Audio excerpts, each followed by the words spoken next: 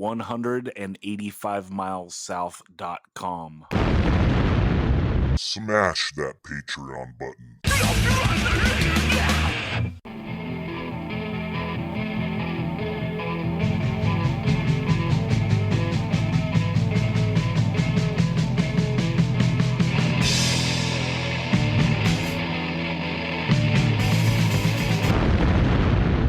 185 Miles South, a hardcore punk rock podcast.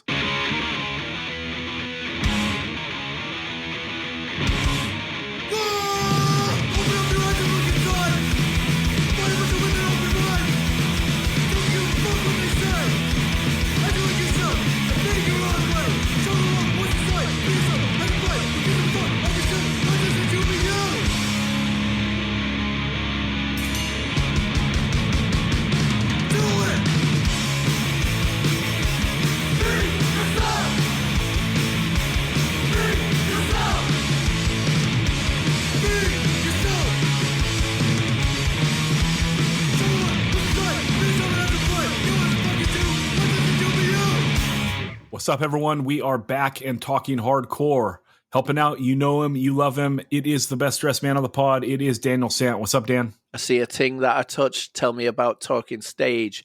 Gotta tell her, don't force it. Also up and out, 6'2". What you gonna do? It is the mighty Posy Chris. What's up, Chris? What's cracking? And rounding us out, back again, Austin Stemper. What's up, dude? How's it going, y'all? What up? Okay, we did, what was it, 2003 together last time? And this was, Austin, you had just gotten into hardcore. So this is like your formidable year of hardcore, 2003 or ish. Now you've been in hardcore for 7-ish years. We're talking 2010 on this episode. What is your outlook on 2010 then and also now looking back on it? What do you think? Man, 2010, this was light years from the Beb that I was in 2001, 2002, getting into hardcore. By 2010, I was a chiseled veteran of the scene, already seeing through somewhat jaded eyes, and really was taking a kind of a bit of a sabbatical from hardcore. 2009, I spent on the road. Actually, I was out with Chris for a little bit of that up in Canada in the Northwest. And some things were ending. A lot of scenes were ending. A lot of bands and eras were ending. And it felt like 2010 was kind of, this is speaking in 2024 lens with the gift of hindsight, but it felt like it was a lot like 2003, where we talked how like 2002 and 2004 were big momentous years and things started taking off in those years, whereas 2003 was a building year. 2010 kind of has the same vibe. It was a very, very much so the incubation stage for a lot of things to come, and a lot of things that had just popped in the year prior, like your turnstiles or your trapped under ices and your title fights and whatnot. They really started taking much more prominence in 2010. So they were kind of riding the wave of what happened in 2009. In 2010 was somewhat of like a ripple effect year, I think. So yeah, this was a fun exercise. Just kind of, I also, again, in my state of taking a step back and being more of an observer, a participant observer that year. There were things that I also missed, even though I did take in a lot. Like I was traveling a lot for shows and still keeping in touch with hardcore, but there were a lot of things that I missed as well. So going back and doing this exercise was pretty cool to just check in on things that I may have missed in the past. So yeah, this was it's a interesting year to say the least. Yeah, in 2003, we talked about that it was kind of strange doing that year without having Terror on the list or an LP. They did the split with Ringworm, but this year is the year after the first Trapped Under Ice LP comes out. So like that wave of hardcore is here, but it's not going to be represented on the list. You know what I mean? So there's that. Dan, 2010, what do you think? 2010 is, there's some serious heavy hitters, and then it's a little bit fallow for me. Not entirely. There is a lot of stuff. I will do an admission that in this year, I was definitely just listening to the things that I liked often, and then not really putting my ear to the ground. Didn't have Posy Chris telling me you need to listen to this and this and this. Modern Mike was hipping me to a few things, which hopefully I will get on my list. But I was doing Northern Towns at that time, or like coming to an end on doing a band called Northern Towns.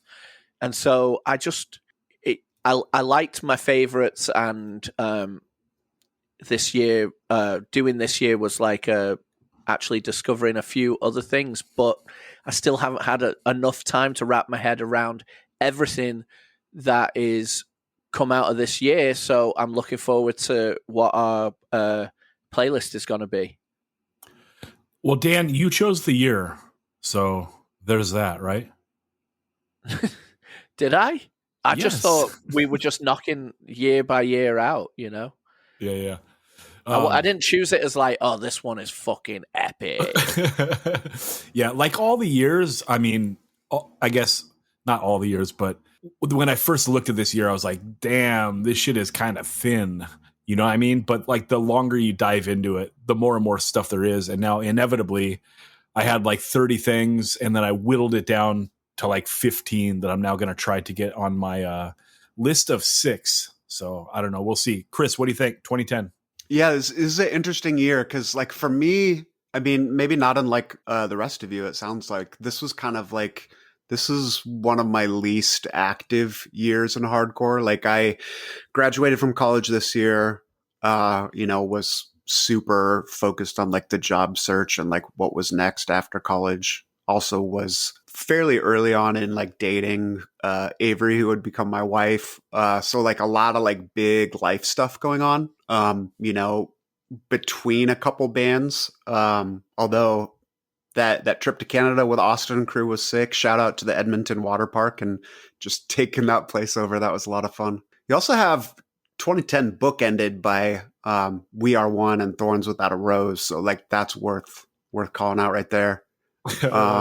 Just missing it on either end. I like how Austin called it, or I don't know exactly how he said it, but something about a ripple effect year. And I think something that we're going to probably talk about at least once, if not like 10 times, is the AHC Volume 1, which I think was like a really big, I don't know if it was a catalyst for like kind of like the changing of the guard, or just like a lucky representation of that ripple. But like, I feel like you look at that comp and there are a lot of bands who are just kind of starting to hit their stride. And this is a really cool snapshot of, that point in time, that ripple effect is there's a lot of bands on there that just kind of like the track that they had on there is almost like a representation of them stepping up to the next level or just becoming like who they are. So that's kind of a fun thing to look at too. And a lot of it is like right before they got great too.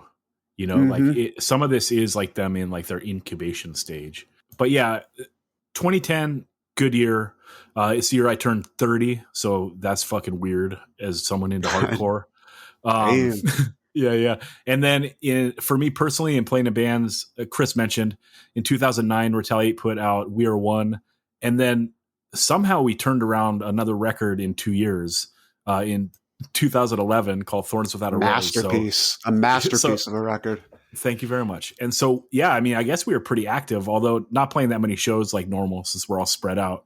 But that's pretty crazy. I think we went to Sweden in 2010. I can't remember if that was 09 or 2010. Right around there. So shout out Staffen, like always.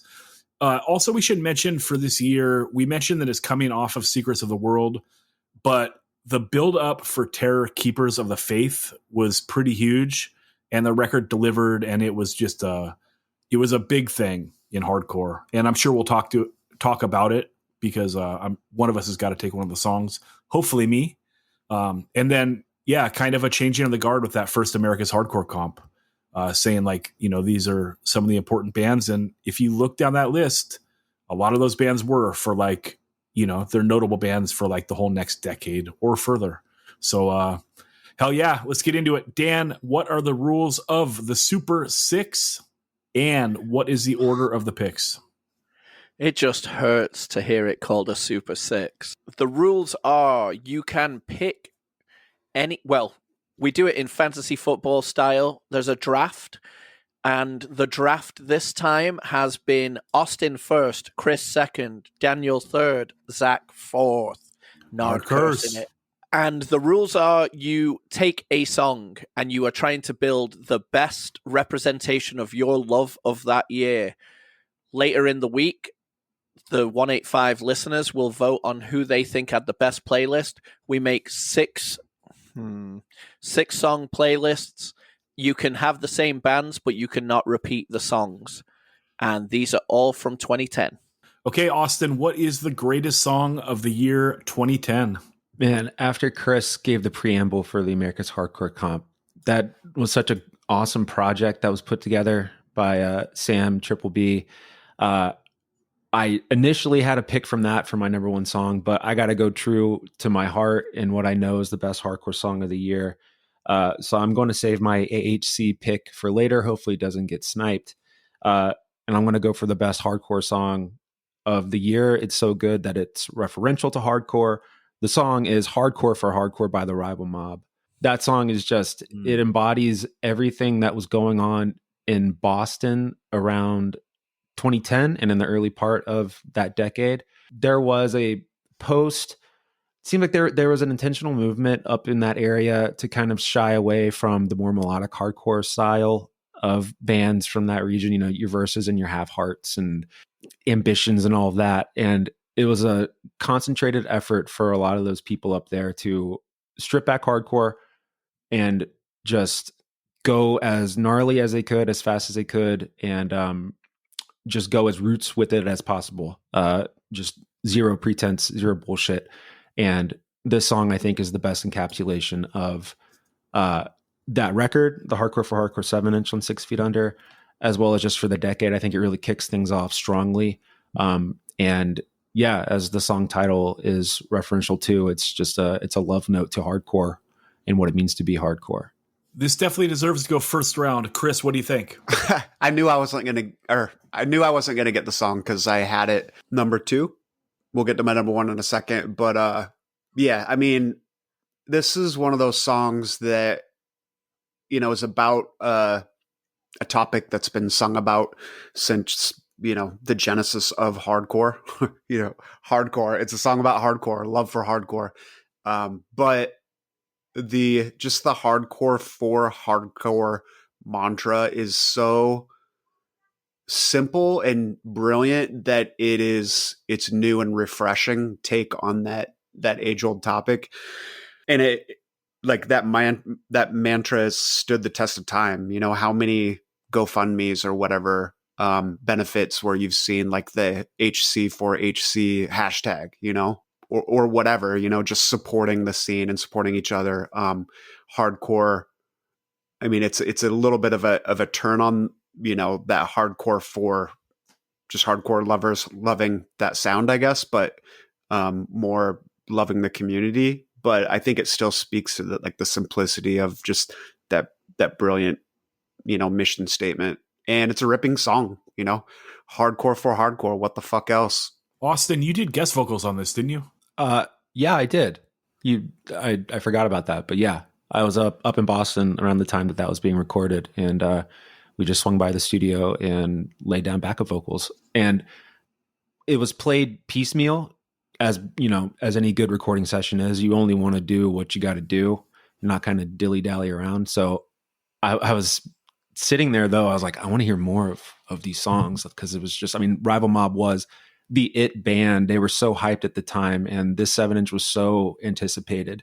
I was like, I just want to hear whatever they've cooked up, but I had to wait until that summer when it came out, and it was worth it. It's a great 7-inch all through. This is a great song. I knew it was going to go first round. There was no chance I was getting it in the Nard Curse slot. And I do think it's interesting, not to be a full-on negative Nancy, but this record has gotten elevated to, like, I feel like in modern hardcore, like almost like negative approach status. Am I crazy here, Austin? Do you think that that's how people talk about it now? I don't think you're wrong, because doing this exercise and going through the 7-inch, there are definitely stronger songs than others. But I think this song is just so good. And since it is the titular song, I think people just mention it in the same breath. They say, oh my God, yeah, like the Hardcore for Hardcore 7-inch has to be amazing because the song Hardcore for Hardcore is amazing. But yeah, I think there are also some strong contenders that are on the record. But yeah, I think and I think that just happens with most everything through the passage of time and just revisionism. Yeah, it really felt like when this record came out initially, it seemed like a lot more people were into the Raw Life record, and they thought that this may have been, maybe matched the same quality, didn't really quite elevate it as much. I think the real hype came for the Mob Justice LP, but I mean, I think the record is awesome, so I can see why people would elevate it. But yeah, being in and around the scene at the time and seeing how people were talking about it, it seemed like it was met with a pretty fair judgment that it was good, and it didn't seem like there was a lot of hyperbole around it like there might be now. Yeah. The LP comes out on Rev, so like it's understandable why it was bigger at the time. And now with our short attention spans online, like it makes sense that people would go towards this. Plus, this song is just undeniable. Now, again, this is an all-time chorus, but dude, I'd cut the last 30 seconds off this song if I'm fucking being honest. You know what I mean? After it goes to the chorus a second time, fucking hack that shit, Yeah, what do you think? There are a couple parts in this record where they could have done that, but I think we have the gift of hindsight to be able to make those calls. Yes. I mean, I don't know if I ever wrote a classic like this, so shout out Rival Mob. Dan, what do you think about this? Well, yeah, I mean, we all got swooped, right? Because this wasn't going to be my number one, but it was definitely on my list. But, this band may show up on my list again. This is so good. I absolutely, hardcore for hardcore ain't gonna break. Hardcore for those who aren't fake. It just says it all. And there's so much charisma in the vocals. I know that this is becoming an overused thing that we talk about, but when it's right, it's right. Okay, let's go to Chris. What's your number one? All right, so my number one is similarly like another band that talks about love for hardcore in a new way. This 30-year-old trope at this point, and somehow 30 years into it, they come up with a way of saying it that's just so perfect. I'm taking Terror, Keepers of the Faith. Yeah, I mean, no brainer for me. Like, this is one of the best hardcore songs ever written. And I don't know, it's kind of a unicorn in that the formula of like that slow plodding tempo usually doesn't, I don't know, it doesn't match up to like a hardcore ripper that has like a big sing-along or something usually, but like this song totally does. And then another thing that these like kind of like slower tempoed anthem songs typically don't do is play very well live. Like, I don't know, it tends to be kind of an energy dipper when most bands try it, but like, I mean, Terror's been closing their set with this song for years, and that's just like proof that this is an absolute anthem. The lyrics are brilliant. It really puts you as a hardcore kid in ownership of this beautiful thing. You're not a fan. You're a keeper of the faith. Only true believers remain. I don't know. It's something that you can attach yourself to. I'm pretty sure that my Twitter profile just says KOTF. It's one of those total, like, if you know acronyms. Where if you see my profile and you're like, oh, that's a hardcore kid, because you feel it too. The second chorus of the song is so beautiful. It's just like the lyrics about finding hardcore, reaching for it in troubled times.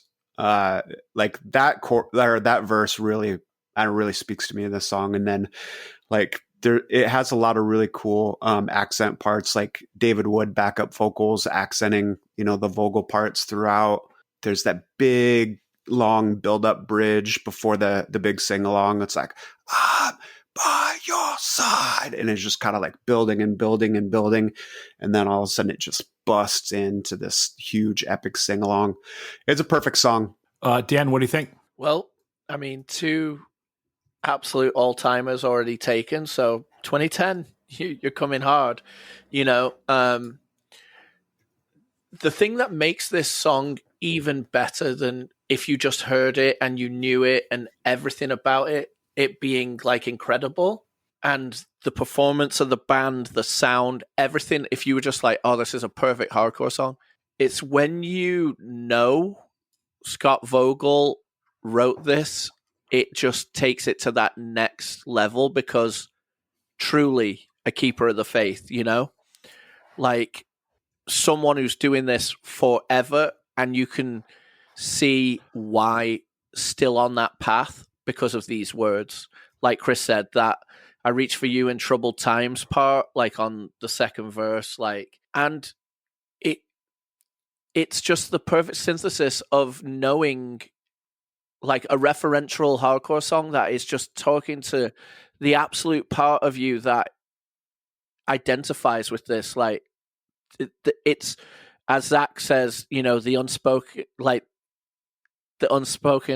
words, or the, you know, what do you say about the handshake, the secret handshake, everything about hardcore, like it's there for us. And it is such a strange thing because you try to explain it to a normie and it just sounds weird. Like you've got to know what it is to know how important it is. And when it is spoken to your soul, that's what songs like this do. And that's why this is an all-timer. Austin, what's your take? Yeah, this is a great pick. I have another song from this record that made my short list, but this is the song off of the record, I believe. And yet, really, I just wanted to speak to earlier, Zach, your point about how big this record was.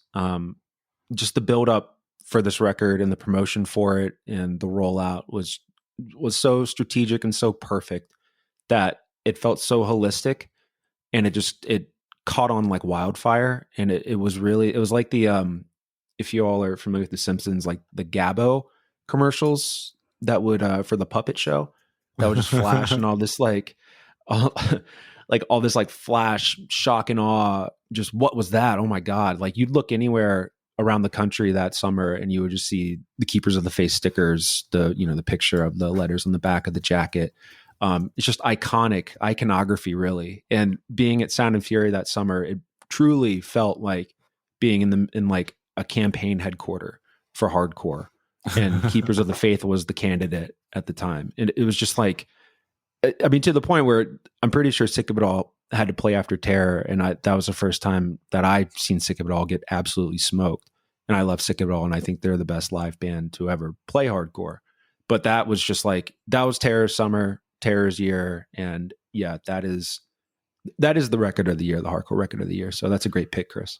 Yeah, this is a bona fide hardcore classic. And, Chris talked about like kind of the plotting buildup of this. It's following kind of the formula of Madball Pride, and both songs bona fide hardcore hits. I mean, two of the biggest hardcore songs of all time. And this is a love letter to hardcore. We've had it in other genres of music. The first thing that comes to mind is Common, that song I Used to Love Her, right? That's the love song to hip hop, Dan? Yeah, and criticism of other people fucking it up. That's right.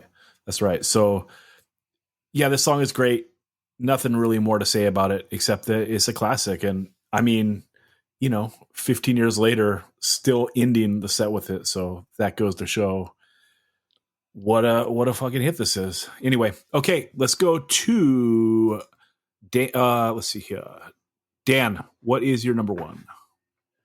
Okay, I'm going to choose for my number one. Like Austin said, this is the best hardcore song of the year, and he said that for his song. But I think the song I'm choosing is the best hardcore song of the year, although what Chris just chose is arguably in that convo as well. Round one is fucking bringing it this time. But I'm going to choose a song that I think is one of the best hardcore songs ever, let alone of the year. And I'm choosing Sick by Ceremony.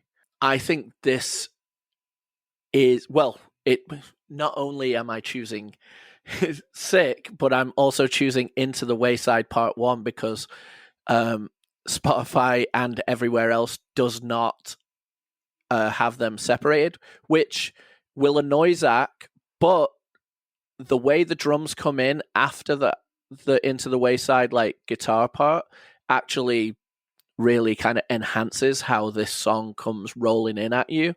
The drums come in and it's just like floor tom snare, floor tom, that beat, and it's just driving.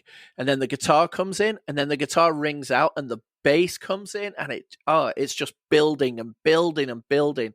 And if you ever see them live, still to this day, playing this song is just the place is about to explode. It's like a band that will never not hit when playing this song. Like, they could be playing an old folks home and like grannies are going to be like diving off the second floor. It's like unbelievable. And then let's just talk about the lyrics. It's such an incredible poem, really. It's like an amazing poem, and the angriest amazing poem set to absolute brilliant angry music. And we just talked about a song that's referential.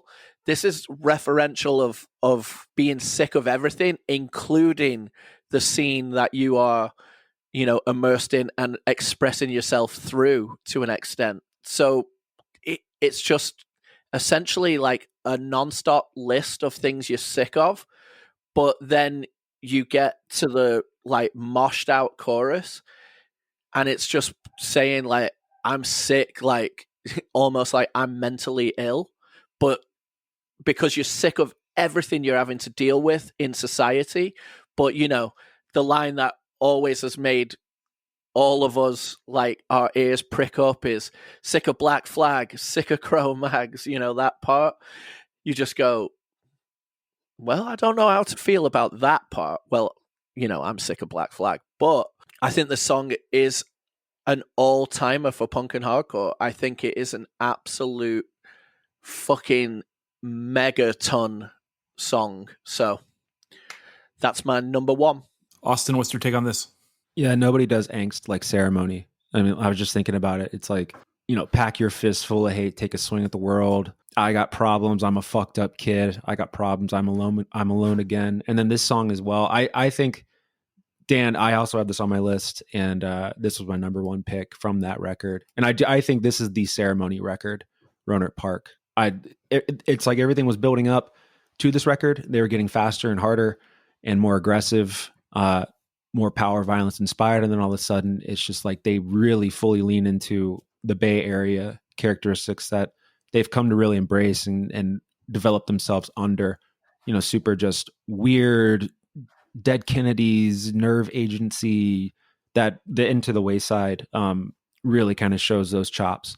But yeah, I love a song, a first song on a record that's kind of like it's kind of like a sampler of the band, where the band can kind of show off one after the other. They'll like introduce their roles. The Scream record does that very well too. The song Came Without a Warning, just like guitar does one thing, and then the bass kind of has a moment, and then the drums have a moment, and this song itself does the same. And it's like, it also kind of makes you feel sick while you're listening to it, and it makes you kind of question reality in a sense, because it's so disorienting, just the riff going over and over and over, and the drums going over and over and over. It's like, when is this song going to kick in? And then when it does kick in, it catches you off guard. And then just being berated by Ross. Yeah, it's a brilliant song, and it's a great pick. Awesome. Dan, there was a single for this without the Into the Wayside Part 1 on the front end, but you want the combined. Yeah. It just because of the way that it is a thought out entrance like from that thing. It really does allow the drums to sound really powerful coming out of that intro. Yeah, it's one of those things. Not only is it a classic Dan half-stepping by taking two picks to one, but it's like you really can't have Sick without Into the Wayside in this context. It amplifies it even more. Okay, I am going to take my number one. Before we started recording, I had to clear it up that Austin didn't play on this record because otherwise I was going to make you plug your ears, because that's awkward having to, pun intended, praise this in front of you. But I'm choosing the band Praise, and I'm taking Caught in a Cycle / I Believe. This is not a Dan line step.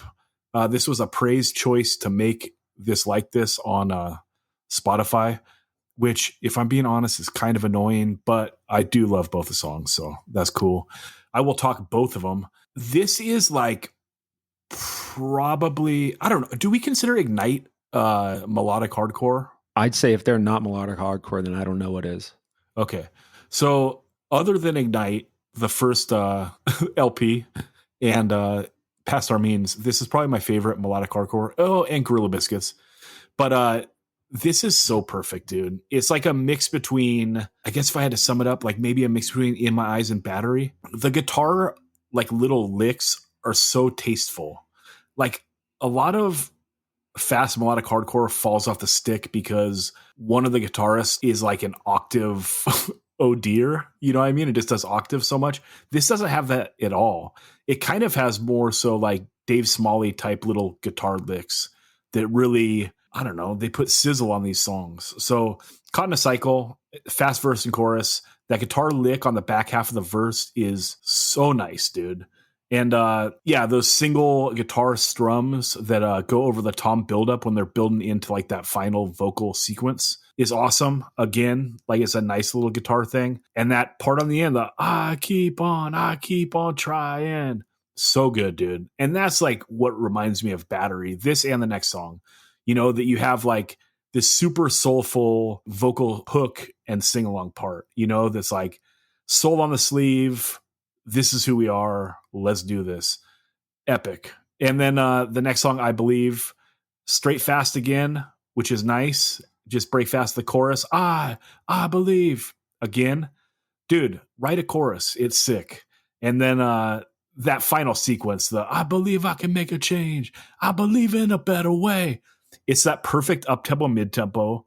And Austin, you downstrum the whole thing, don't you? I try. Yeah, see? You got to make an effort, dude. It sounds like whoever is playing this on the record is doing it. It's one of the greatest tempos there is. This is so catchy, and like it's like, how can something sound so emotional but still be so punk and aggressive?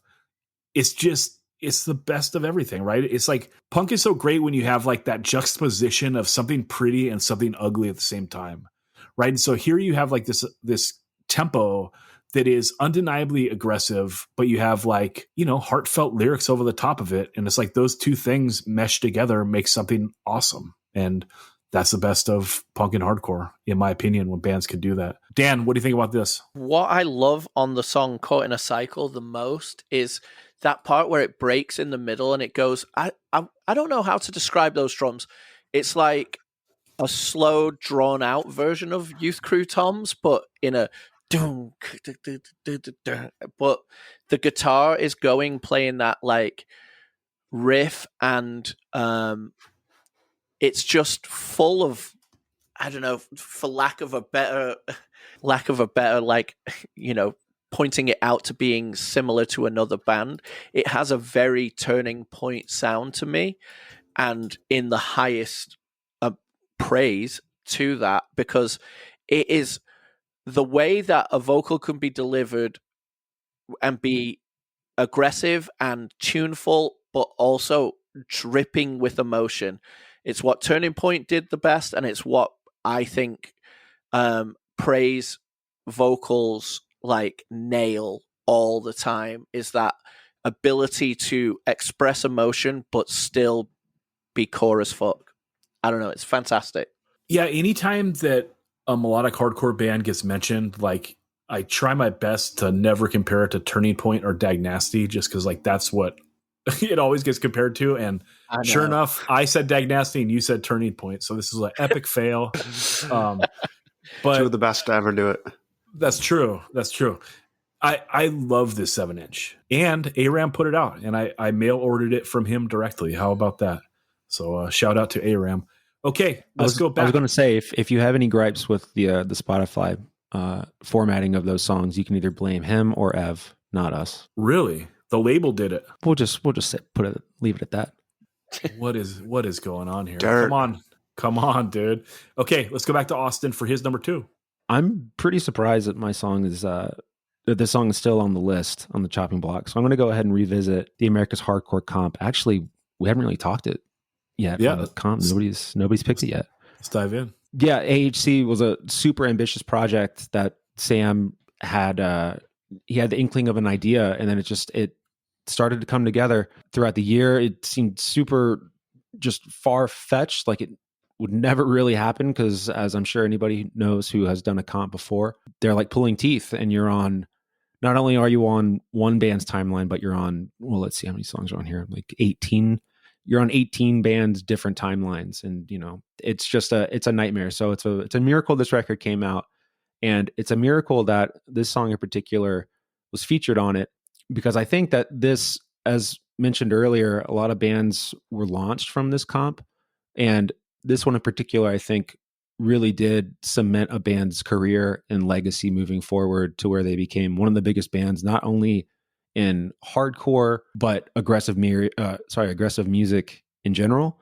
And it's the song Hammer of Doubt by Power Trip. It's the first appearance of this song. It was later re-recorded for their LP Manifest Decimation. And another cool, interesting side note about AHC is that the first two, at least, maybe the first 3 volumes, Sam had a soft, unspoken agreement that every song was going to be an exclusive, and they couldn't either be re-recordings or recorded for another record, or at least, you'd have to sit on it for a little while before you re-recorded it.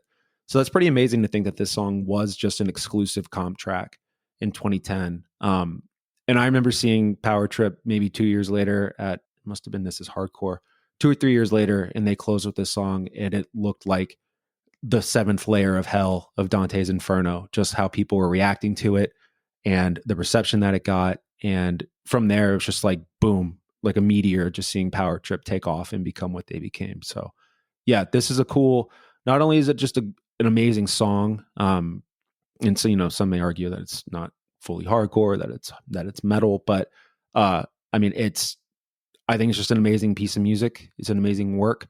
And what it did for that band, it's undeniable, and it really sets the blueprint for what was to come from them in a illustrious career. Yeah, I mean, they're on here, and Title Fight's on here too, right? Yeah, so like this is like kind of the liftoff point, and Foundation, early Rotting Out. This is like a liftoff point for a lot of notable bands. Chris, what's your take on this? I mean, just total Texas thrash ripper. This song's absolutely pummeling. Like to walk through and map out the song would take way too long. I feel like this song has like 4 distinct acts in it. Just something you talk about in movies, not like songs, hardcore songs, but like really good use of tempo changes throughout, and that keep the song moving and don't make it stagnant. But yeah, dude, this band, I actually got to see them in maybe 2008 or 2009 when we toured with Ceremony. Poverty Bay Saints did, and we played in Texas at this MMA biker bar. It was like the craziest kind of like scene for a hardcore show. It was MMA night at this just straight up, like, not an actual biker bar, but like pretty close in vibe to a biker bar. So you had like all these bikers there, you had all these like just UFC heads there, and then a bunch of like punk and hardcore kids, and somehow it just didn't erupt into like a full-on brawl at the venue. But like they played early in the set, like I had never heard of them, and they like really impressed me. Like, you see a lot of local bands, and some of them really stand out, and they really stood out, but like I don't think they had anything at the time, and I kind of forgot about them for like a year or two. And then that demo came out, and I didn't even really put 2 and 2 together that it was them until like I ran into one of the guys later and was like, oh yeah, I was in Power Trip, we played with you guys in Texas. And I was like, holy shit, that band that was really awesome was Power Trip. You kind of put 2 and 2 together after the fact, which is kind of, I don't know, a weird way to do math. But yeah, dude, this song's a ripper. And what Zach said, or what you guys both said about just kind of like up-leveling moment for this band coming off of this comp. Yeah, they put out the 7-inch the year before, the Armageddon Blues. I think I saw them around this time in 2009 or 2010. They actually played this like loading dock show in Chula Vista with Take Offense. It was super sick, and it was random too, because so years later, 8 years later. Me, AH, and Randy are all working at the same spot at this wood shop. And I went down to get some of our metal powder coated at this place. And I was like, this fucking place looks familiar. You know, I went out back with my truck to like load up out the back. I was like, what the fuck? And then sure enough, dude, it was the same spot that like that show was at. So they did the show in the back loading docks of where I got some powder coating done much later. So super sick. And they were great that night. And yeah, I mean, everyone knows the story of Power Trip. And I guess it continues to this day in a certain way. So, and people can have an opinion on that one way or the other. Let's go to Chris for your number 2. I'm going to keep it AHC. I'm going to keep it in Texas. I'm going to lengthen the song by about 30 seconds. The Power Trip song is 44 minutes, 30 seconds. This is like just under 5 minutes. I'm taking Bitter End, Disguised. Fool me once, but you can't fool me twice.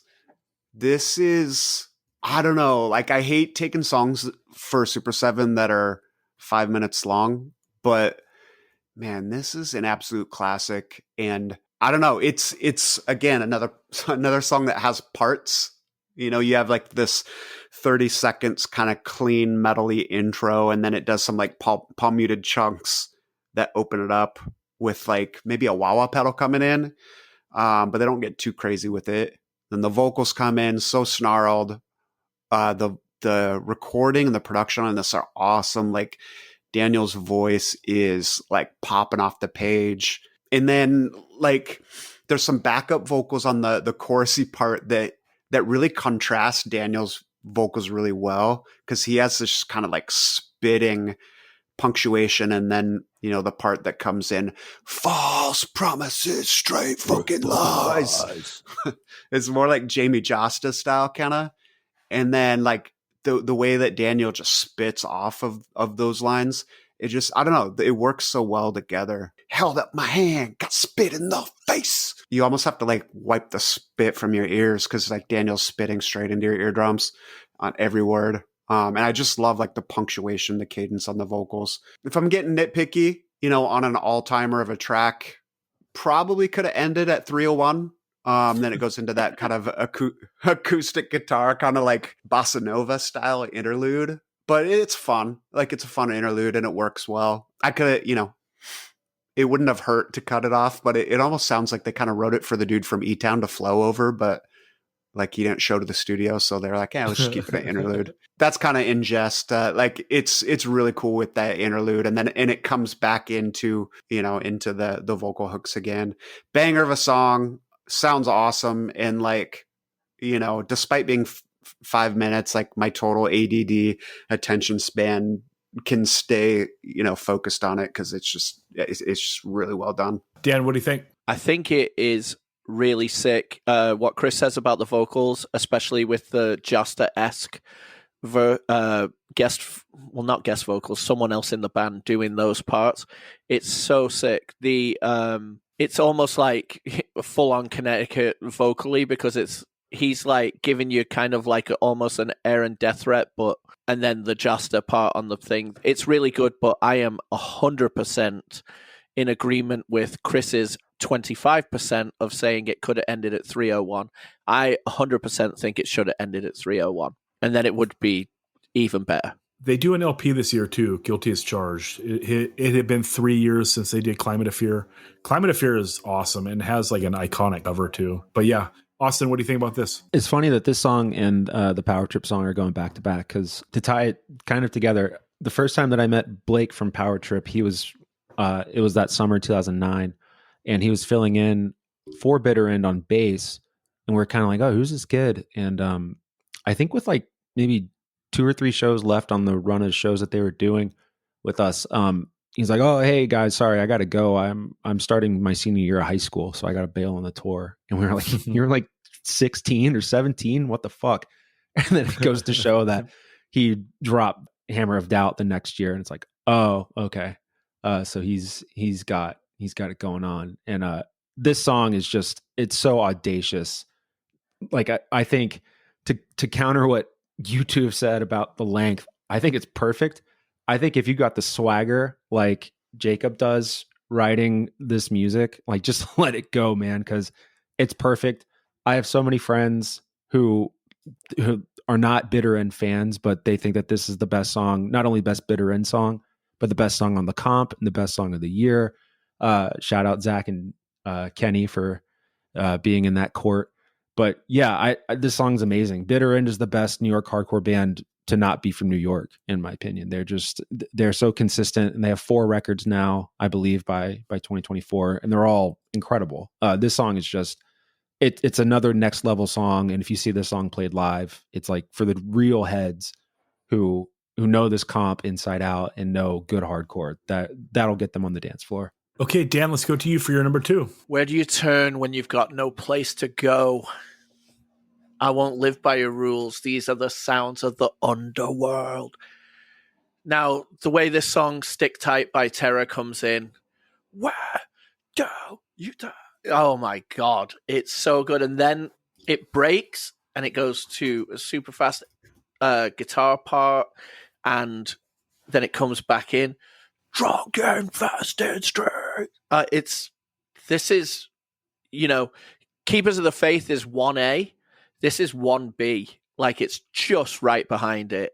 Like, this is consistently played in their set still also. And you see why. And this is another one, like, it's sort of referential about hardcore, but it's also talking about hardcore being literally the place to get away from really hard lives and finding something positive in your life. Like, stick tight, stick tight to my friends. It's a theme, never enough anti-racist songs, never enough songs about being tight with your friends in hardcore, as far as I'm concerned.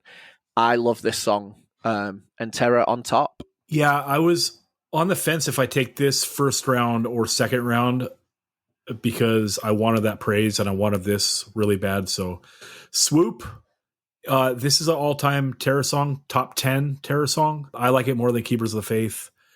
They do this tempo so nicely, right? Like that slow fast with the palm muting over the top of it for the verses, and then go into like a bounce tempo on the chorus. And the chorus is great.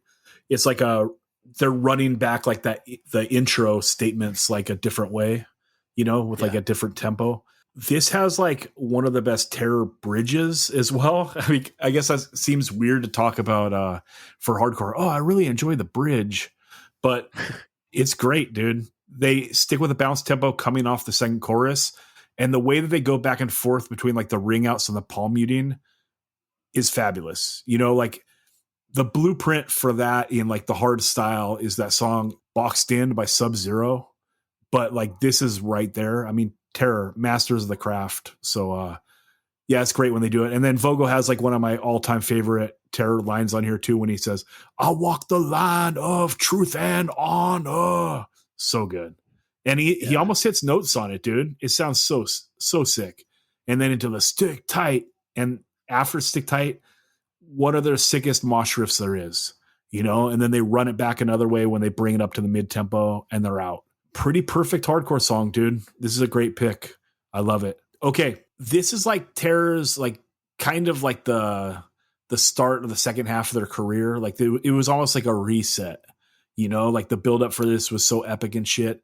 But on the other end, Todd, who wrote the first 2 records, he put out the first LP with his newish band at this time called Nails. The LP was called Unsilent Death. I'm taking the song called Enemy off it.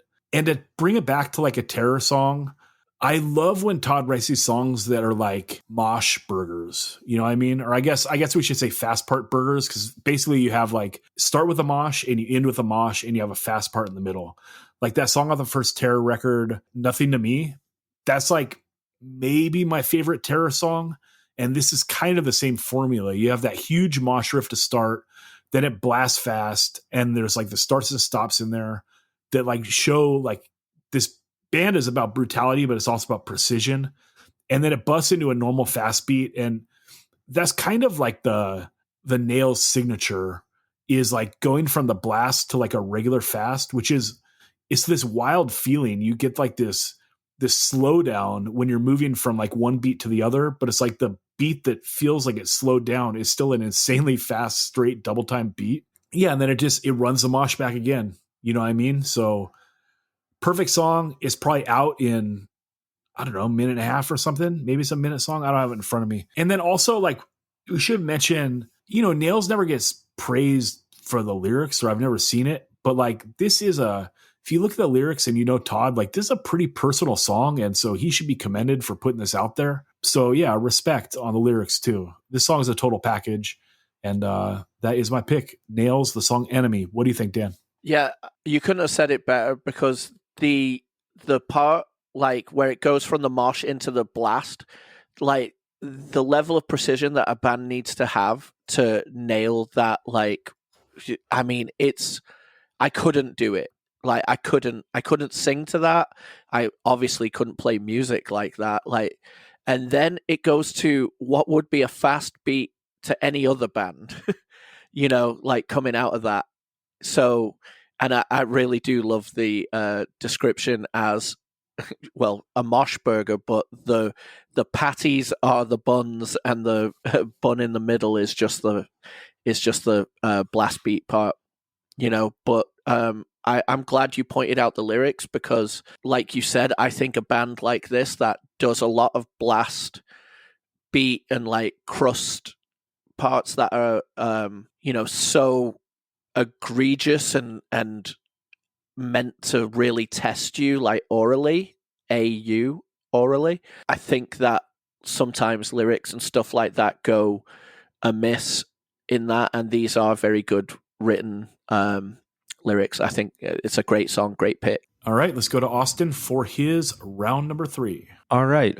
Yeah, as alluded to earlier, 2010 was kind of a transitional year, and it seems like certain things were starting to kind of germinate in this year. My theories of where hardcore have gone in the past decade or so kind of stem, like Trapped Under Ice being a band that really took the mantle of the hard style of hardcore, heavier stuff, and really carving a niche for that. And then you have bands like Title Fight, who took a more accessible route and carved something new that hardcore really hadn't embraced so much, or there was much more of a pushback until they came along and kind of made it okay for more just nicer sounding music to happen and germinate. But it felt like what happened with the old Youth Crew kid took the form of what Give was doing in 2010, and it really seemed like, in the sense that those guys have been around for so long and have done so many bands and contributed so much to hardcore, that they kind of reached this point where they've almost climbed the mountain and have reached the ceiling of what you can really do with hardcore. And there reaches a point where, with most good artists, that once you master something and you reach that apex, then you can kind of start to play with the form and kind of reshape the expectations of what hardcore can be. And I think that's what Give really ended up doing for just your meat and potato in the pocket hardcore kid who maybe wanted to do something else with the style and the sound. So my pick is Going Confetti, which was off one of the singles. It may have been a B-side on maybe it was the Painkiller 7-inch. I'm not exactly sure, but I know it's on a collection. But it did come out this year. I know that is for sure. And the song is Going Confetti. It's such a brilliantly uplifting, kind of just benevolent sounding song. And if anybody else were to sing on it that wasn't John, I think it could be dismissed almost as being like a little too saccharine, a little too nice. But John's voice and just the way that he carries himself, and almost being the spokesperson of the band and the ethos of the band, it really does make it just a holistic, great Give song. And I think Give, although some people are divided on how they were perceived as a band, if they're into the music or not, they were really undeniable, especially in the area where I'm from in Virginia, and I lived in DC for 7 years while Give was doing their thing. It's just like what they did to hardcore as far as really embracing creativity and really embracing individuality. It's undeniable to the point where I think that bands like Turnstile really took a page out of their book and obviously ran with it and did a lot more with that idea and the ethos, but kind of just taking the parameters of what hardcore are and can be and thinking, what can we do to play with the form and just push it even further, and kind of making just the playing field even bigger the confines that we think that we know. So I think Give, they really owed a lot of respect in that sense of kind of being a tentpole for what hardcore was going to be in the next 14 years from now and continuing on. Just what they inspired in others to kind of run with in their footsteps. Yeah, if you're into like the Revolution Summer type of hardcore that comes in DC in like 85 and beyond, this band is doing it about as good as you can do. And we got a shout out to John from Shining Life, full on hardcore MVP. Yeah, this is a great pick and a local pick. You might have gotten roughed up by him if you didn't take it. So that's also my second consecutive pick of picking John. I picked him in 2003 too. So motherfucker, you owe me a free zine at least. Give me a hardware book or something. Well, hey, shame on you for not ordering that one, dude. That's actually a classic. That is, I do have that. I have the hardware book. There's something else that I'm missing. But yeah, I'll make sure to go over to Shining Life headquarters and just jack one. He needs a bullshit monthly because everyone has the In Effect and the hardware on their bookshelf, or you're a goddamn fucking crazy person. In the worst way. Okay, Chris, let's go to you for your number 3.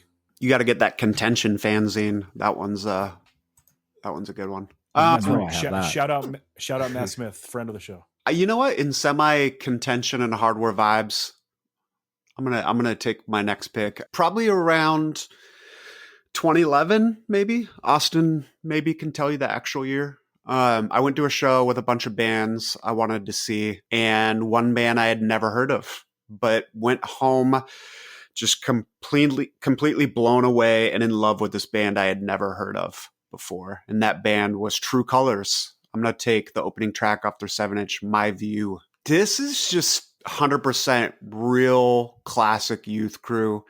It's nasty as hell, absolutely furious. It has everything you could possibly want in straight edge, like Youth Crew hardcore, from the skippy snare, like Tom Park kicking it off. It almost has like a Youth of Today. I made the choice. I chose the right, kind of rhyming over the top. And then it busts into like, the cadence of the verse. And then the chorus is actually faster than the verse, or at least the drumming is more frantic than the verse. What really makes this band stand out, I think, though, are the vocals. Like, they're just so snarled, almost to the point where you can't really make out anything he's saying until like there's like certain lines that stand out, like punctuation marks. Like there's one line that I don't know what he's saying before, but he just says, "I don't drink and I don't smoke." And it just sounds so sick. There's another one. "This X on your hand doesn't make you cool. Just don't act like a fucking fool." And then obviously the chorus is super catchy. "I don't need your sympathy. This air I breathe, poison free." So just a total straight edge anthem. The breakdown is super sick. It's got like a total Youth of Today style bass line that kind of kicks it off. And like just the way the vocals bounce over this breakdown it's just so hard and so sing-alongy. I don't know, just like this is just a perfect example of like all the elements that make Youth Crew like my favorite shit. So there's some good stuff in this genre this year. We haven't gotten to the Free Spirit yet. Also, we haven't gotten to Mindset put out a 7-inch this year. This song rules. If I'm goddamn, I hate to like slag it, but I think this 7-inch is a one-hit wonder. Like, I think this song is great, and I think that everything else could be like cut in half. The singer is spectacular. His vocals are great. I love the snare tone on this thing. And yeah, it goes hard, but fucking A, dude. Cut these songs in half. What's going on here? Austin, what do you think? Oh, yeah, I just wanted to chime in and confirm Chris when he was asking for a date check. It probably would have been 2010 when True Colors did the Mindset tour out to the first React showcase. Is that the show you were alluding to? No, it was in Seattle at Fusion Cafe. Oh, but okay. I believe Mindset played it, unless I'm getting multiple shows mixed up, which could be the case. Right on. Yeah, it was probably 2010 then. But yeah, I don't have much else to add, but they were a great band. And actually, I think the only time I caught them was the summer before that. So 2009, they played pretty late on a fest in Belgium, and yeah, they were incredible. Paco, the singer, is just an absolute madman, and they did a band after True Colors called Not Afraid, who also did some stuff on React, and were also pretty good as well. But yeah, great band. That's all I wanted to chime in with. Dan, round number 3. Okay. Well, they were just mentioned, let's just dive right in with Witness by Mindset. Chris just talked about what all the things that he loves about Youth Crew Straight Edge Hardcore, or Youth Crew Hardcore in general. It's happening on this track. Comes out the gate aggressive as fuck, has just brilliant vocals, and then goes to like a open gate, like everyone rings out and the Youth Crew toms just take over, and it just will make you bounce like crazy. And then they say justice is blind, but the hand is not. Like, God, that part is just epic. And then, they've got to be channeling Blind Justice into Last Warning slightly with the name of this song, it's called Witness, but the last line is, it's talking about all that blind justice, and we gotta love that. But this is just an epic, aggressive, but not over the top aggressive, like just in that pocket, perfectly strong Youth Crew hardcore. I love it. Yeah, this is the best song on the 7-inch. I think that they get good, or I guess they get great 2 years later when they do the LP, because I think that this 7-inch is just pretty good, and half of it is just okay for a style that I love. But yeah, this song is cool. Okay, let's see here. All right, round number 3 for me. I'm going to take so another band that I think gets better in 2013. I'm going to take a song by Coke Bust off their 7-inch Degradation. I think that they hit everything perfectly on the LP, but it's right here in the 7-inch. It's not as gnarly sounding, which is wild to say because this is some of the most gnarly sounding hardcore punk there can be. But yeah, this song's a shit. It's under 30 seconds. And this record is 6 songs in 5 minutes, but like that doesn't really give you an accurate depiction of what this is, because like the final song on the 7-inch is 2 minutes. So it's doing a lot of the heavy lifting there. This song itself is insane. It feels like it has like 27 different fast parts in it, but like obviously there's just like 2 or 3, but there's like a nice vocal hook. There's like a legit chorus here, and there's a breakdown. So it's like you're tucking in so much shit in like a sub 30-second song, and it's just fucking sick. You could take any song off this record, really. It was hard to narrow it down to one, and I didn't want to line step like Dan and take multiple songs. So yeah, this is what I took. With this, do you guys think that like the name hurt them? Because like the band name Coke Bust sucks. What do you think, Dan? Yeah, there's a element that just is a bit gross to me, like in that regard. But do you know what? Their records always looked cool, and I love that you talk. This 30-second song that really does go across like 3 or 4 different parts. And when you say the breakdown, I mean, what is it, like 4 seconds at the end?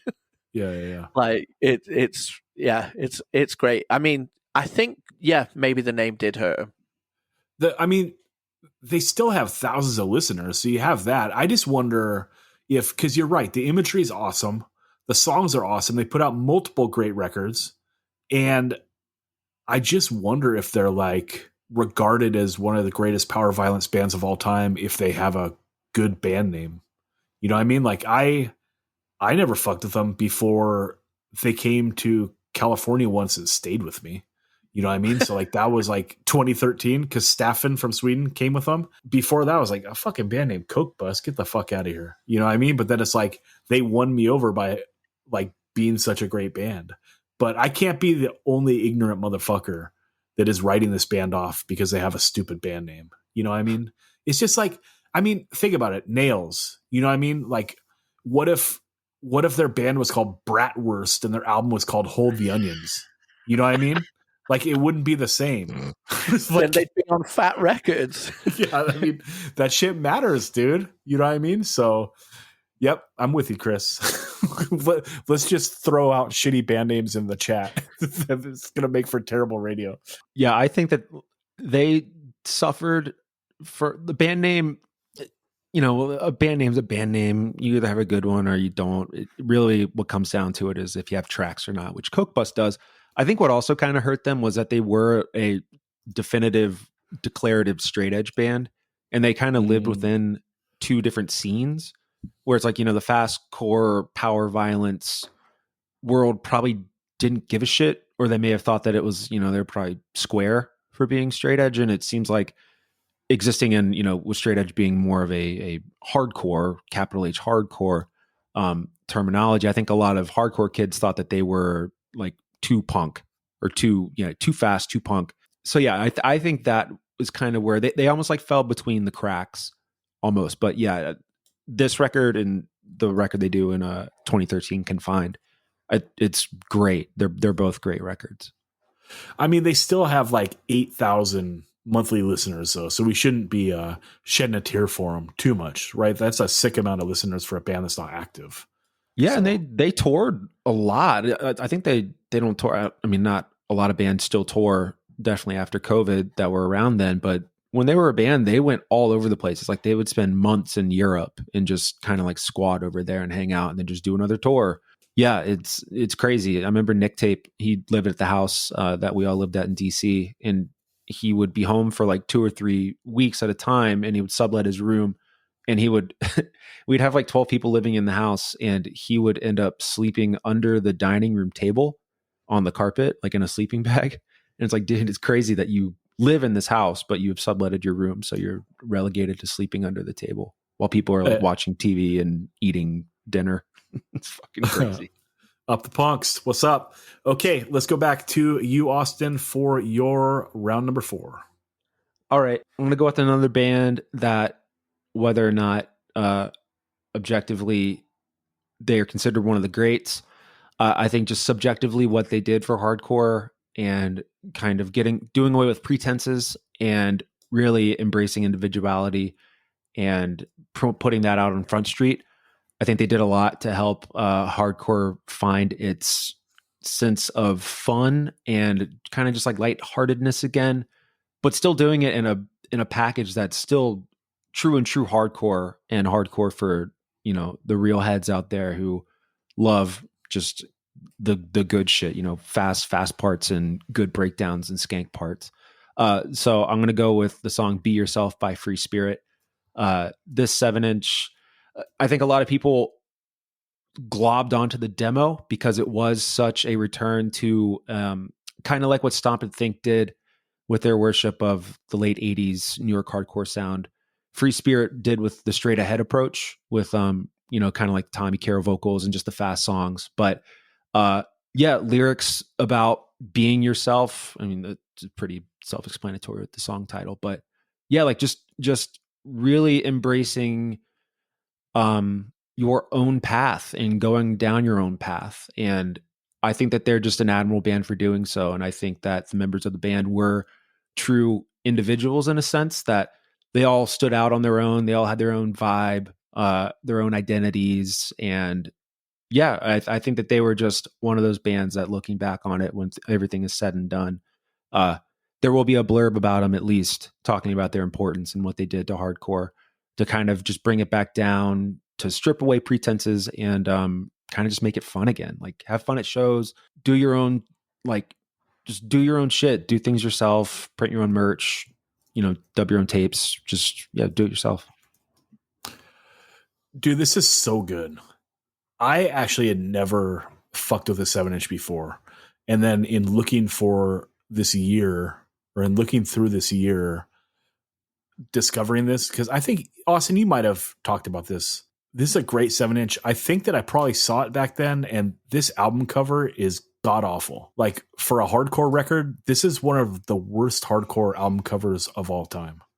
And so, like, I probably wrote it off. You know what I mean? I'm 30 years old. This thing comes out. I'm like, what the fuck is this?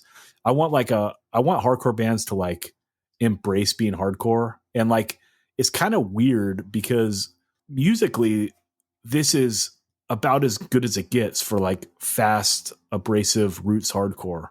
But yeah, the juxtaposition of the album cover, like it must have just given me the vibes of like bands that are trying to, like kind of poo-poo straight hardcore covers. Like the kind of people that are like, oh, a fucking live shot on the front of the cover. It's like, goddamn right, a live shot on the front of the cover. Like that's the best shit there is. You know what I mean? So this is a song I pulled off. I was actually going to take this, and yeah, I mean, this is a perfect hardcore song, dude. It's like a sub 50-second song. It's got a fast, intense verse, and then there's a breakdown sing-along. That Be Yourself. It's like, I mean, it's everything that punk and hardcore is, right? Like, be an individual, be yourself. You know what I mean? It's like relatable to the point that like some people might think it's cheesy, but it's not, dude. Like, it's a message that should be said over and over. Like Dan said earlier, like we don't get sick of anti-racist songs. We don't get sick of unity songs. And we can't get sick of songs about be yourself, dude. Don't be one of the sheep. What the fuck? And then also, I think it's awesome, Austin, that you called out Straight Ahead, because the very end of this song is like kind of a jumbled mess the way that We Stand by Straight Ahead is, in like the best way possible. Totally. It is so sick. That ending, like the drummer's just kind of going for it, doing some shit, and the singer's just yelling over the top of it. And it's like, when you have like those bursts of like moments that like a band that thinks things out too much would never do that. You know what I mean? But the bands that go there and pull it off, that's what makes it so special. So like, yeah, this is an absolutely perfect song, dude. I love that you called it out. Okay, let's keep it moving and go to Chris for his round number 4. All right, I've got a few I'm dancing around, hoping to squeeze in here. Where should I go? I'm going to go Down to Nothing, Undefeated. Not the best song on the record objectively, but it is subjectively the best song on the record. It's, I think this is, I don't know if they wrote it this way or not, but I feel like this is a perfect example of how a creative genius can take an idea around a brilliant vocal hook and just write a straight up classic around it. And interestingly for this one, like the vocal hook, I think, is the verse hook and not the chorus. Like I feel like the verse is more memorable than the chorus. And it starts out with, one guitar kicking in kind of, I don't know, like it comes in kind of plotting with no drums behind it. And it's almost kind of like, I don't know, it just kind of like falls into place. And then, the vocals, I stand tall. I choose this path for myself. No influence I refuse to change for anyone else. My commitment separates me from this world that I know. For everyone who breaks, the stronger that I grow. And then the chorus, it's epic. It's fine. But like that verse is just like so powerful. And then, they don't beat around the bush. Like they get in there, they drop that, they drop the chorus, they drop this little sing along at the end, mission statement delivered, done, out.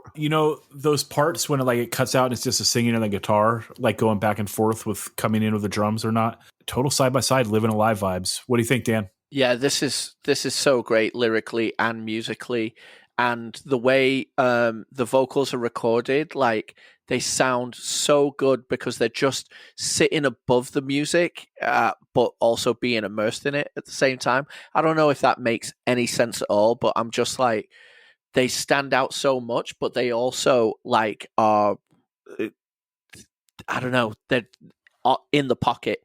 I love the lyrics to this song. This is, like Chris said, this is subjectively the best one, and we know why. Hand me my Sharpie. Okay, Dan, number 4. Okay, I'm gonna go for. Okay, we're gonna revisit the AHC comp right now, and I think I have to go. I mean, there's like 3 or 4 more songs off this that could easily be on all of our listens. But I'm going to go Foundation, Devotion. What I love about this song is that it's kind of like uncompromisingly just going the whole way through. The lyrics are riding on the music, but in a very percussive, like stamp way. And chorus, is there a chorus? It is just simply one word, devotion, and it like breaks up, and then Thomas comes smashing back in with like delivering the next batch of the lyrics over this song, and then it just hits you with the word devotion again. Then it smashes back in, and then it just delivers an epic like breakdown at the end. I love Foundation, and I love the way that Thomas writes like lyrics that are showing vulnerability and the, you know, while still being tough as fuck. I don't know. Fantastic band. Fantastic song. Chris, what do you think? Yeah, this is a great pick. I had it on my short list too. I think Dan really encapsulated what I think makes this band special, and that's like the lyrical approach that he takes is I don't know. It's just it's he's approaching like these themes of straight edge and you know, and other similar topics in the hardcore scene with just like a depth and a vulnerability that works really well with them, and it fits like the heavy tone. Like, you know, it's I kind of, this isn't a perfect example, but I feel I've always felt like Foundation was kind of like a straight edge Hatebreed, and that's not really right because it sounds a little bit darker. But like the down tune and like the speed and like the breakdowns and like the vocals kind of hit that vibe, but it has a darker tone. Like it almost feels like it's like a Seattle vibe. You know, Thomas has been hanging out in the rain and gloom, his future in Oregon, but yeah, I don't know. This is a great song and a band that was just like always impressive live. Like I never came away from a Foundation show thinking anything but like, man, I need to listen to Foundation more. Okay, I'm going to take my number 4, and I am going to take a Terror song. And Dan, because you swooped me on taking Terror Stick Tight, I am going to swoop you. In 2010, Revelation Records put out Rev 150. It was a compilation called Past Present, and it was a bunch of bands doing cover songs. Dude, the best one on it, Terror covering Side by Side. I'm taking Terror doing the song Friends by Side by Side. This sounds so sick, dude, because it's Terror doing a 1 minute, 15-second song that's like mostly Youth Crew toms. What more could you ask for? Vogel's voice sounds so perfect on this. The gang vocals on Friends. Dude, this is like, I don't know, top 10 hardcore cover, I think maybe. Great song selection, great execution. They didn't get cute and try to like tuck a mosh part or something in here. You know what I mean? And fuck with it too much. Like, Sick of It All fucked with, they did As One by Warzone and kind of fucked with the beginning of it, which is a bummer because the rest of it is epic. But yeah, Terror just did it straight. And it's like, here is one of the greatest hardcore songs of all time, done by one of the greatest bands of all time, just through like their filter. So it sounds like modern and gnarly and heavy, and fucking A, it is what it is. Super good. Dan, what do you think? Yeah, it's one of the best hardcore bands covering arguably the best non-Minor Threat hardcore band ever. So it's perfect. He also just adds because I love Vogel, don't get me wrong, I love Vogel to the nth degree, but Jules is number 1. So Vogel goes, okay, well, I can't be Jules, so let me just do the like he just extends the Friends out a little bit to give it its own juice, you know, and I love it. I mean, how could I not love this? Okay, back to Austin for round number 5. My last 2 picks are bands that really championed individuality and expressing yourself, and yeah, just kind of just letting, you know, your personality dictate where you go in this journey of hardcore. This pick that I have here is kind of antithetical to all that, and it's in the sense that it's really a science project kind of band that was designed to sound like they were formed in a particular month in a particular year to open a particular show for particular bands. And this sounds like a pretty boring pick, but I would say like a year or two from 2010, so into 2012, 2013, this name would just be pervasive in hardcore, and it was the hottest thing since sliced bread. Pardon the pun, but I got to go with, just speaking in a historical context, that this band was important, in that they had a lot of people talking, and just kind of, again, the power of marketing and having a great logo. I'm going to go with the song Outcast by Boston Strangler. And yeah, I mean, this song, like if you close your eyes and just listen to it, you could think that it was Jerry's Kids. You could think that it was Negative Effects. You could think that it was just anything off of the Boston Not LA comp. It's just done perfectly. It's like DNA frozen in amber. Take a syringe and extract the DNA, and boom, you have a band from 1982 playing at the Charm City Art Space in Baltimore. 20 some years later. It was impressive what they were able to do. So yeah, I'm going to go with Boston Strangler, just because they were so unavoidable that you really can't think the early 2010s without considering them in the conversation. Yeah, this is a great pick, and I like the first 12-inch more, but this is so sick. And this, I don't know, it's hard to say. This song and The Truth are the two songs I'd pull off this as the best ones. What do you think, Dan? Well, I was going to take The Truth. I still might, actually, because it's so good. I love Outkast also. I'm a big Andre 3000 flute fan. No, I really love the song Outcast, but The Truth is the one for me. The way that kind of opens with the, like almost like Reagan Youth-esque guitar sound. But I mean, Outcast is just such an amazing song. And, I never saw this band live, but I did watch videos of them on YouTube, because this is around the era where you would start seeing a lot more show footage being like uploaded to YouTube, and they looked so fucking crazy, and the shows went so absolutely off that I was like, oh my god, I've got to see this band. And then when they came through, I didn't, because I don't know where I was. Shopping.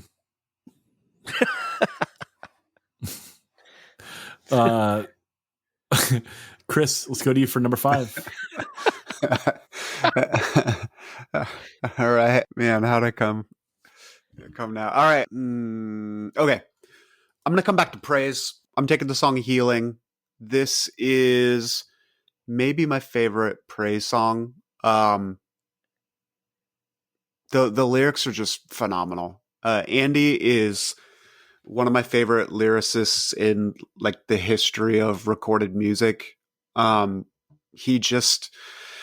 has this ability to just like reach inside of his chest, rip it out, and show it to the world in a way that is so authentic and desperate and passionate, and I just love it. The song is about the death of his brother, but more so it's about seeing his father like grapple with just this feeling that he could have done something to prevent this untimely death from his brother. And the song is a declaration to his father saying, hey, it's not your fault. There's nothing you could have done. There's nothing we could have done. And how he just wishes he could heal the pain that he sees his father living with. And it's a total tearjerker song. Just fantastic roots hardcore with melody, and like that true intensity and passion and frustrated rage that I don't know, just is the soundtrack to delivering those lyrics. It's so good, dude. I can see it in your eyes. I can see that you still hurt. I love this 7-inch, dude. Straight up. And I mean, every song's good. You know what I mean? Like that Pieces of Solution song is kind of, it's not filler, because I think that like the Blazer song is important in like the context of a hardcore record. But god damn, this record has like 3 straight up hits on it, and then one song that just kicks ass. You know what I mean? If anyone bothers with like fast melodic hardcore at all, like this record is absolutely top tier. You know, one of my favorite records of this style of all time. So I'd love to have it on the list twice.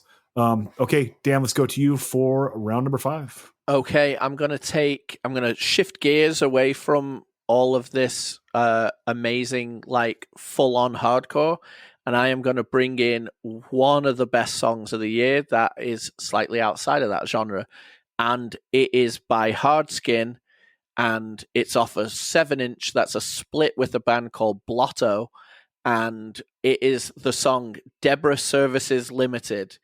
And it is one of the Hardskin songs that has Fat Bob on lead vocals, and I really always love his voice because he always has the ad libs like "you fucking want some," you know. He's just like really going for it. And what is brilliant about this song in particular, it's like singing about like a scaffolding company to an extent, or a person who's working construction. It's like it's full on tongue in cheek, like mocking the working class like lifestyle of Oi, while also singing about it at the same time, just being in the best part. And then, you know, any song that mentions beans on toast is gonna get absolute fucking props from me. So I think the line goes like, "Life is simple, beans on toast. Life is simple, Sunday roast." Something like that. I mean, the beans on toast part, I just wish I could sing along and then shove beans on toast right in my mouth. Hardskin, Deborah Services Limited. It is such a banger. And it has these hand clap parts too, like to match the drum going like... And it is just so good. Wait till you listen to this song if you haven't heard it. It is a fucking banger. It's good this is on here because this is very true to you. You love this band. This is one of those bands where you toss it on, it sounds good. You know what I mean? Like, I think it's a on the road to the show with your friends in the car kind of record. You know what I mean? I would enjoy it in that context. It's too jokey for me to like by myself. But yeah, I mean, every time I hear this band, when you recommend it, I like listen to the song. It sounds good. But there's already one No Effects, Dan. So we don't need a second joking band. Lost. Come on, please don't ever tarnish them with that brush. We want the 185 listeners to actually check it out and love it. Well, and I bet you there's so many people listening right now that are going, "Fuck yeah, Hardskin." Yeah. Well, also, Hardskin, can I please just give you another thing of why you would love them? They toured in, I think it was like 2006, 2007 or something like that. The best merch you've ever seen, because it was tote bags and it says "shopping is for cunts." That is good. You got to give it to him for that. Okay, I am going to take my round number 5. I am taking the song "Never Ending Cycle" by the band Knife Fight. I think for all these years in the 2000s that we've done, if there's a Knife Fight record, I've taken something off it. They hold up so nicely. It's not dated at all. It's just straight up early 80s USHC, which is some of the best music in the history of the world.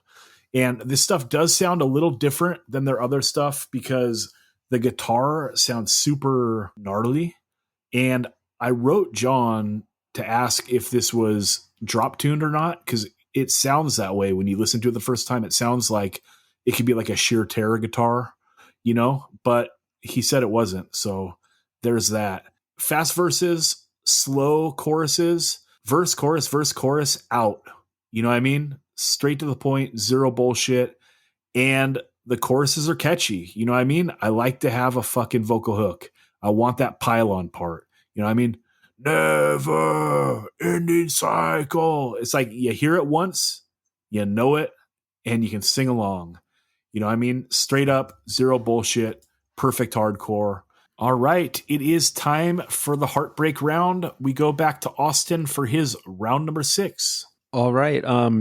Already kind of spoke about this band earlier, but I feel like this song, I'm glad it wasn't picked throughout the duration of this episode. I think it's a great song, and I think it's a great closer for this little 6-song playlist. I'm pretty happy with the way it flows. Starts off with Rival Mob, pretty solid. And then it kind of hits this just weird little ending. And the song itself has a weird little ending that's just so fitting and perfect. And I think it's one of the best songs off of the record. I'm going to go with the song Open Head by Ceremony. I think, just alluding to earlier comments that were made, it's just a weird song on a weird record that's so good that it just leans into what it is, and it has such an identity and such a charm to it. That, yeah, I think Ceremony, they can do little wrong in their career. They can play any style of music that they want, and they just have this confidence to them that they're going to be all right with whatever they choose to do with their careers moving forward. And I'm thankful that they did this record,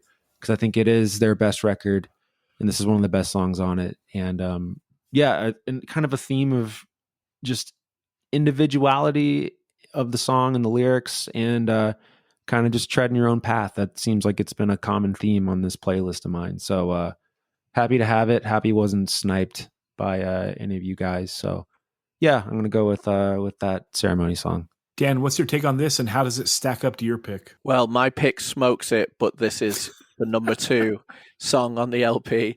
It is so good. I love the cacophony of open head at the end, really showing like what it's like to somewhat be going insane. It's given. Now, I don't like the band Flipper, but this song is like channeling that.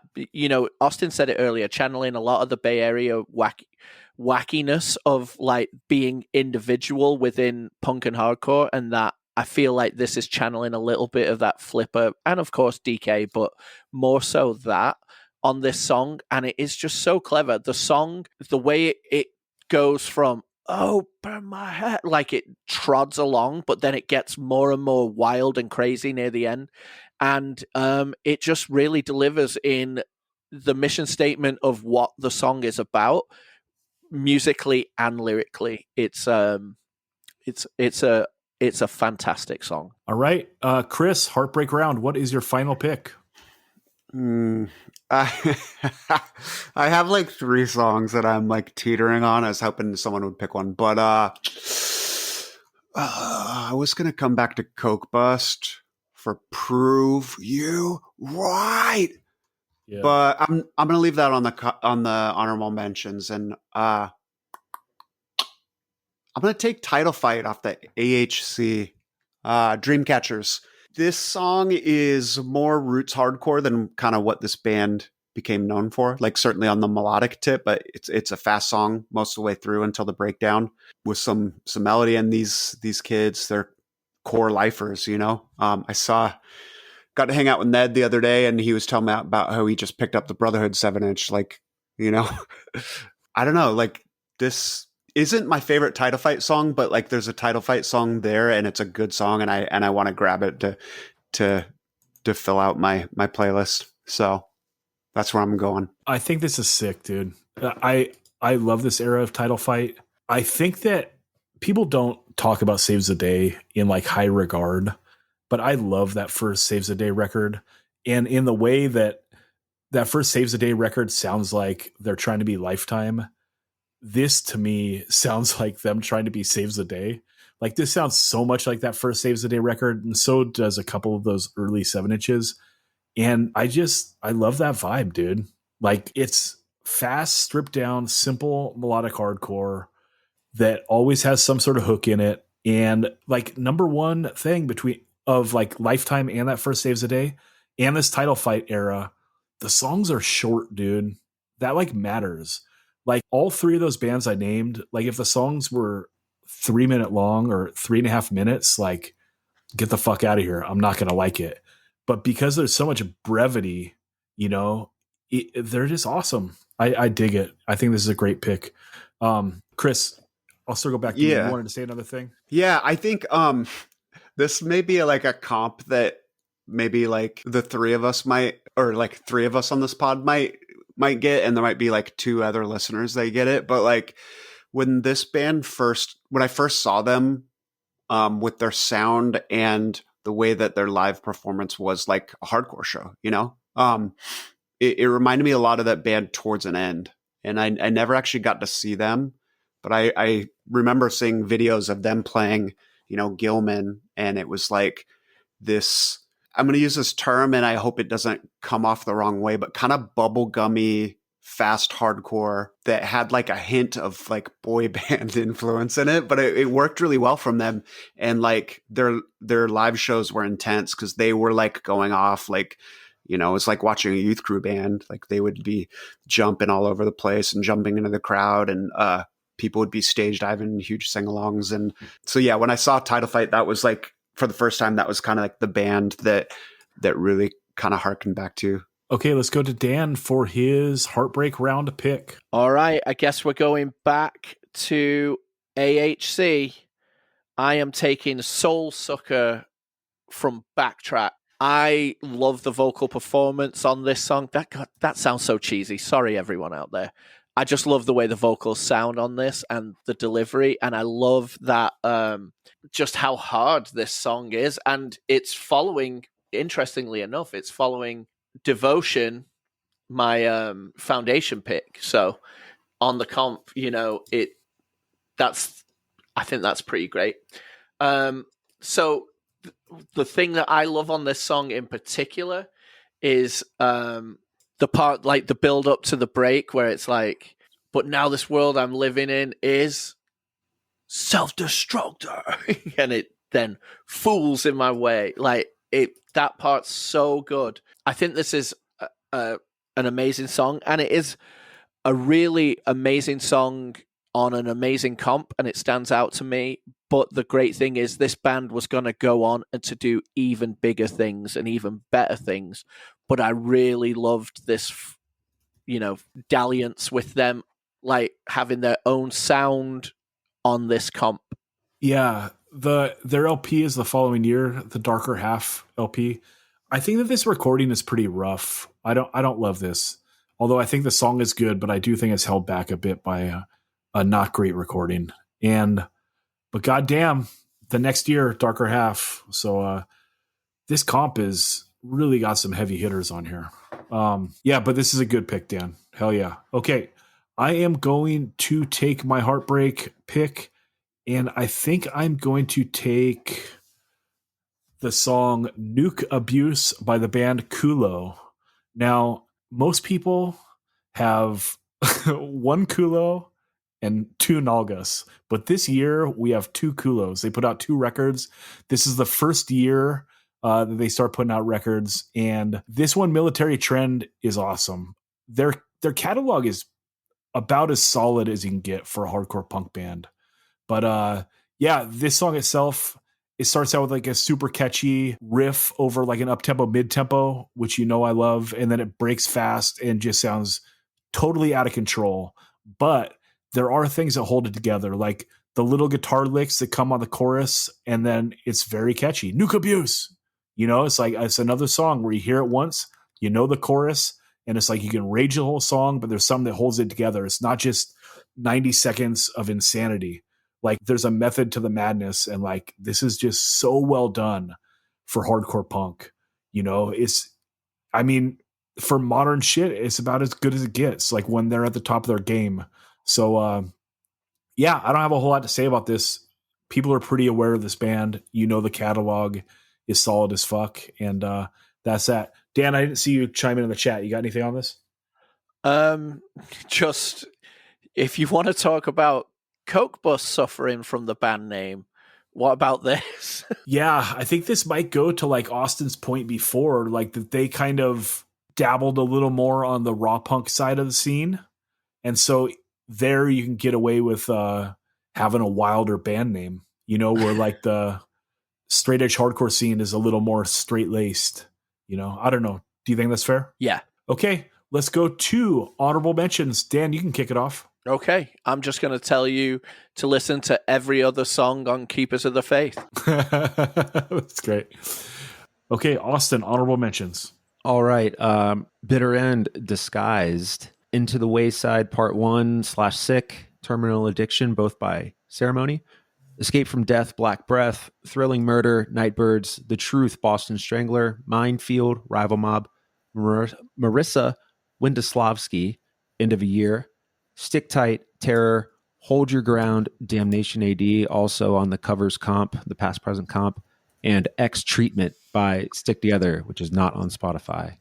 Chris, honorable mentions. First honorable mention, From Within podcast, episode 36, has Sam from Triple B and crew talking the AHC comps, and there's a lot of focus on volume 1 for obvious reasons, and it's just a really fun listen. I highly recommend going to the archives a few months back and checking that out. Rival Mob, I had Mind Over Matter as my backup. I also had a couple backups. Like, that Bitter End record is so good. There's like, I could have just pulled anything off of there if folks took Disguised. Rotting Out, Happy at Home, also from the AHC comp. I believe this is the first Rotting Out song that Walter sung on, so that's like super notable. Like, the rest is history with that band.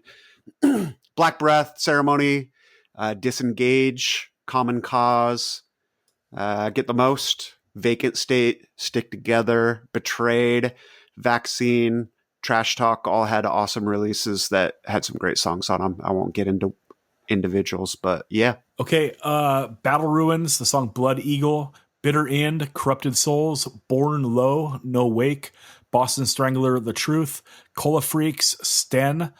From Japan, the band Crude put out an EP called Corner. The song Will Understand in the Future. Also out of Japan, Crow. They did a 2-song 7-inch this year. Both the songs are great, and the recording is awesome. Okay, Cruel Hand, the song Dismissed off Lock and Key. Inepsy, the song Blood for Oil. If you love Motorhead, Inepsy is the band for you. Goddamn. I've had a lot of fun listening to this in building up to 2010. The band Kriegshog.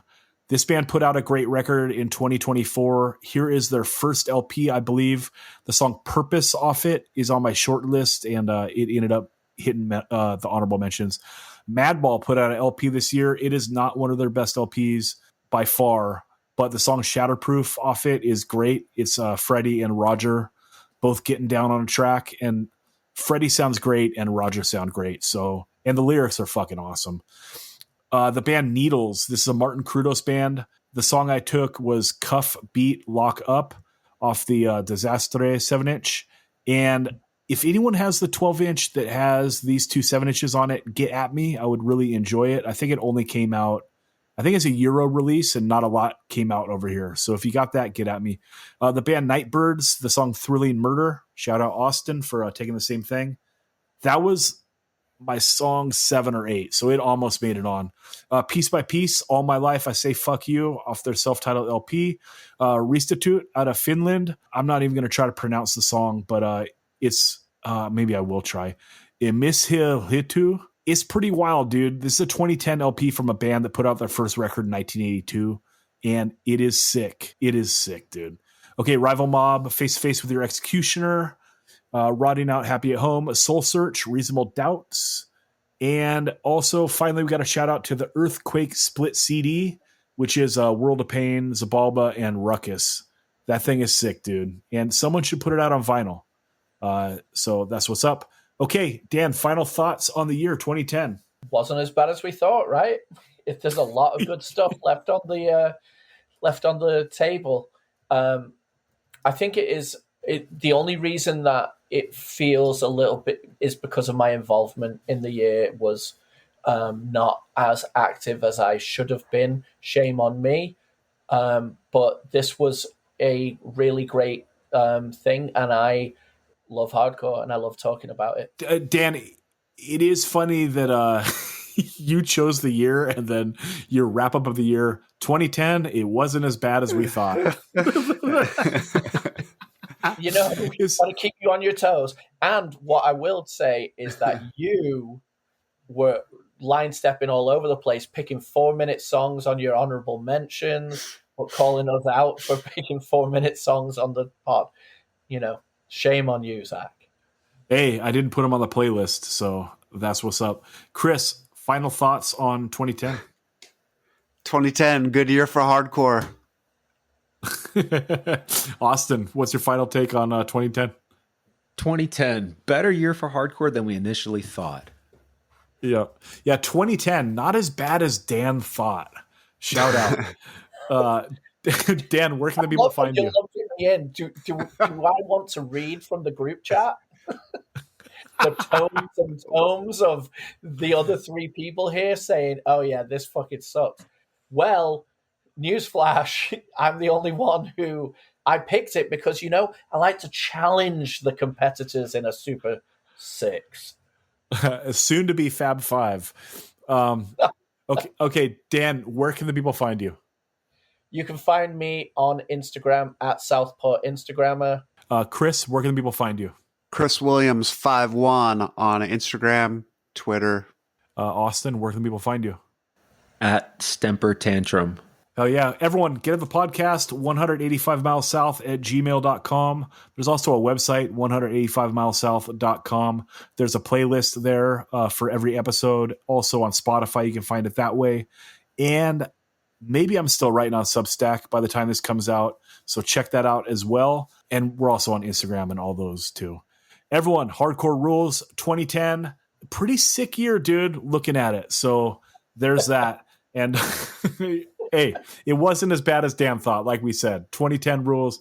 Every year of hardcore has shit. You know what I mean? Like I said, I was a little apprehensive about this year, but then I had like 30 things. So every year when you peel back that layer, there's a shit ton of stuff. So that's what's up. We love you all. Smash that Patreon button, and we'll talk to you again next Monday behind the dreaded paywall.